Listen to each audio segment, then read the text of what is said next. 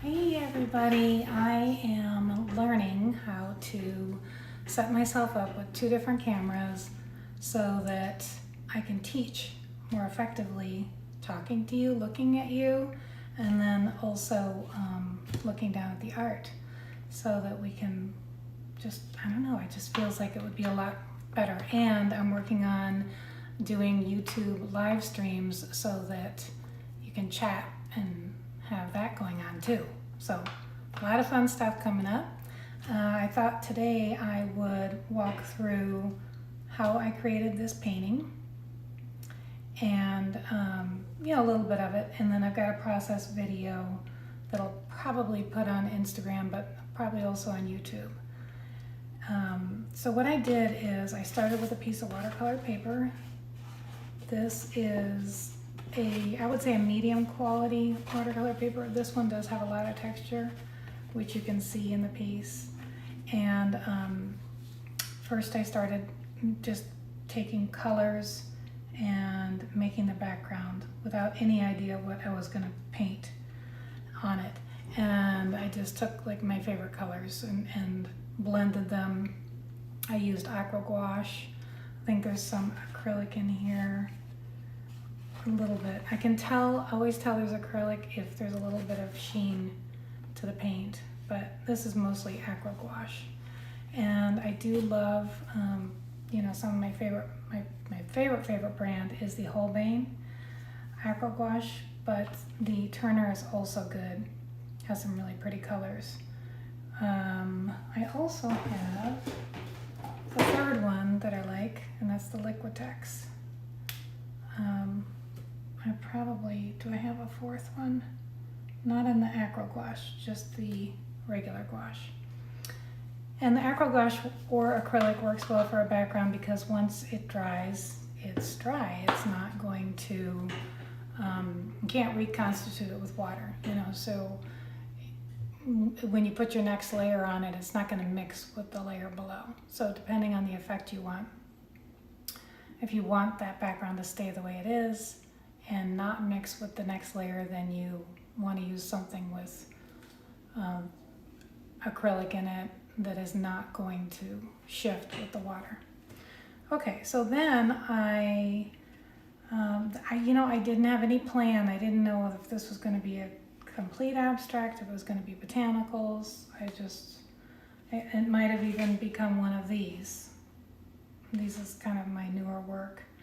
So I didn't have a plan, but once I sat down, I thought it just looked like a garden, just a beautiful, maybe during sunset, garden, and so I wanted to put some elements in there. So then I started just loosely with the oil pastels. These are the Mungyo oil pastels, MUNGVYO. I have a link on my website under supplies, SuzanneAllard.com. I got them through Amazon, I believe. It's been a really good set, beautiful colors. So I just started tracing these leaves, and then I ended up doing ink. I use a lot of indigo ink with this, but I ended up painting over it. And then I started, just putting in bits and of the idea of flowers or flower clumps and plant clumps throughout, trying to think always about, odd numbers. So if I did the darker color of the blue, it'd be 3 elements of it or so. The pink, is here, sort of here and here. Yellow, I guess, is kind of here, here, and here. Just trying to avoid the idea of pairs. And the part that I really like that I left is, this orange that peeks out here and there. I just think it really gives it some life. And then I went through with the Posca pen and did, a little bit of outlining here and here. Here. What else did I do? Oh, I did it some more of this is oil pastel around these flowers, oil pastel. Here, some oil pastel, just here and there. And then you can see these lines in these leaves. I get that, and you'll see when you watch the process video, by painting and then taking my back of my brush and just scraping through it for texture. So that's fun. And yeah, I like how it turned out. I feel like it's a piece that is inviting, and I kind of want to just start walking in through here and maybe live in here and never leave. Yeah, maybe not. Let's see, so what else have I been working on? And then maybe we'll do some painting. Or maybe I'll save that for another video. I'll just kind of give you a walkthrough of some things. This is this newer style. I'm thinking of doing a class on this. I'm also thinking of doing another class on paint, all the different paint types. So let me know in the comments what you think. But I showed you 3 types of aqua gouache, and then there's regular gouache, and then I've got this. I love matte paints. I don't like the shiny, plasticky look of acrylic, which is why I do use some acrylic, but I tend to try to avoid it. And then I found this. This was expensive, but I've been experimenting with it. It's by Golden, So Flat, S-O, flat. And they created this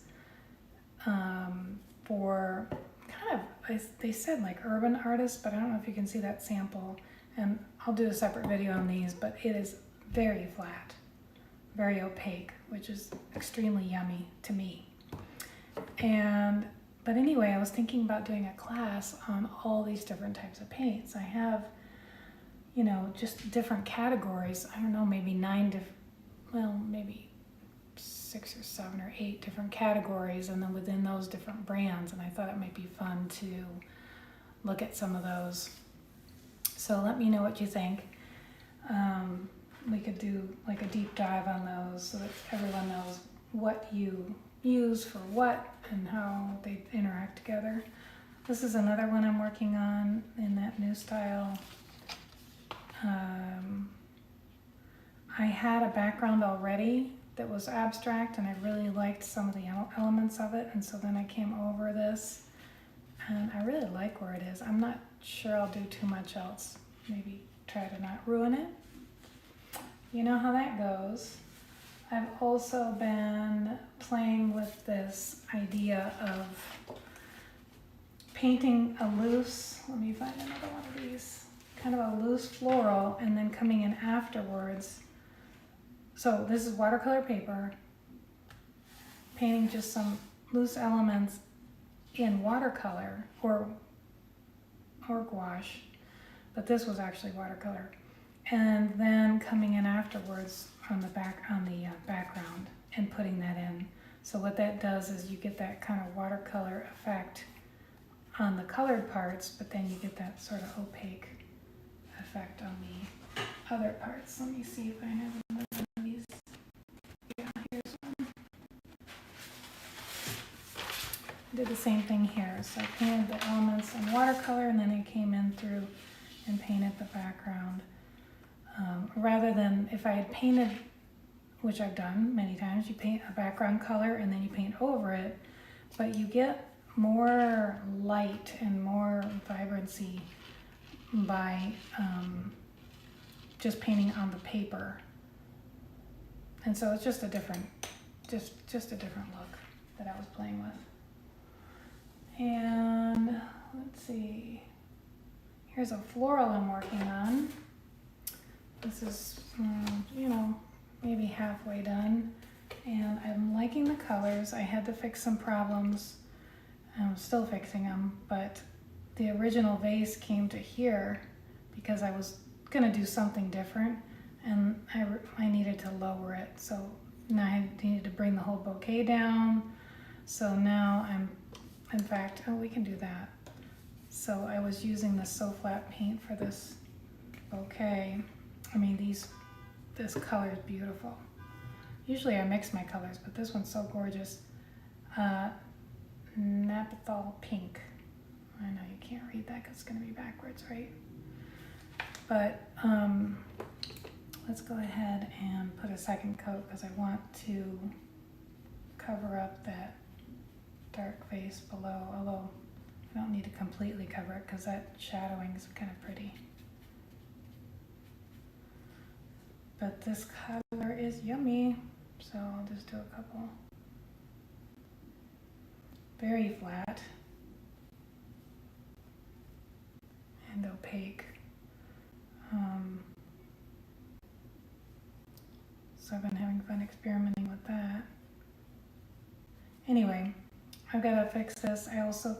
This vase color is just too intense, so I'm going to put a pattern on the vase. That's something I do to kind of, I don't want this blue to be the focal point, and it's too much.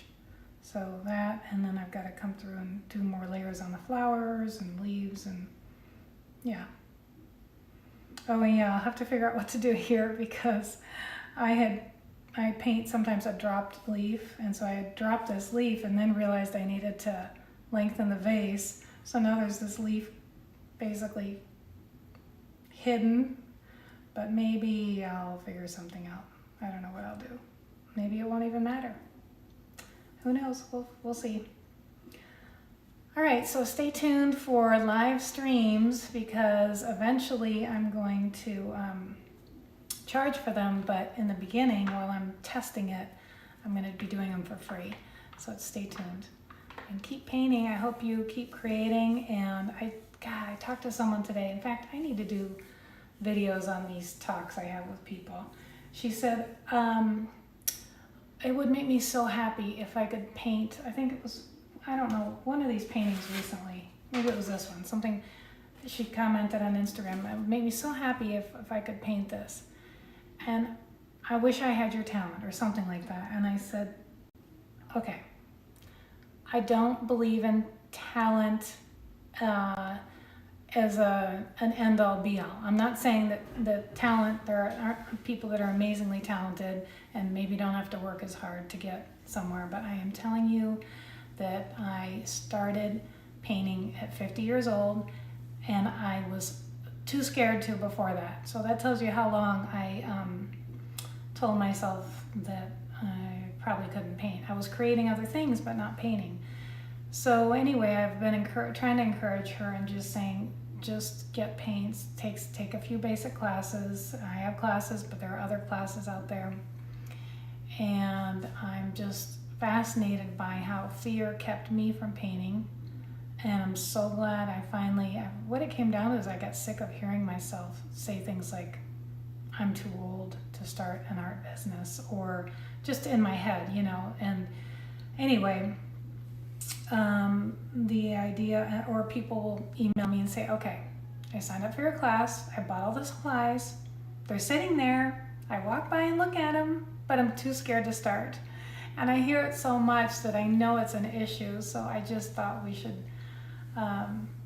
talk about it more. And if I can encourage you, it's just paint, and it can be painted over, it can be sent out, who needs to see it? My early stuff, I don't know, it's not good. I mean, but it's where I was. It's the beginnings. Everyone starts at the beginning. So I just want to encourage you to, the easiest thing to do, to maybe have to think of some of the very easiest things to do, but one of them would be to get 3 colors and a piece of paper and a brush and make shapes. Yeah, maybe add some white to the 3 colors to change them. Maybe try to mix some of the 3 colors together and just start playing with color and shape. Or do simple leaves, for example, if you want to do something that's, concrete. Anyway, that's something that I hope I can encourage you. If you feel the desire, here's what I believe. If you feel the desire to create, like if you look at these things, and people can be collectors, so I'm not saying just because you admire someone's art, you're supposed to be painting. I'm not saying that. But if there's this, just this yearning to create these things that you're looking at, not just to buy them and hang them on the wall, I get that, but deeper than that you want to make them if you have that desire and put forth the effort and time, then I think you can get there. So it's kind of a long-winded answer to why I don't really believe when someone says, oh, I wish I had your talent. It's really more about commitment and desire and, being obsessed. Really. All right. Talk to you next time. Bye-bye.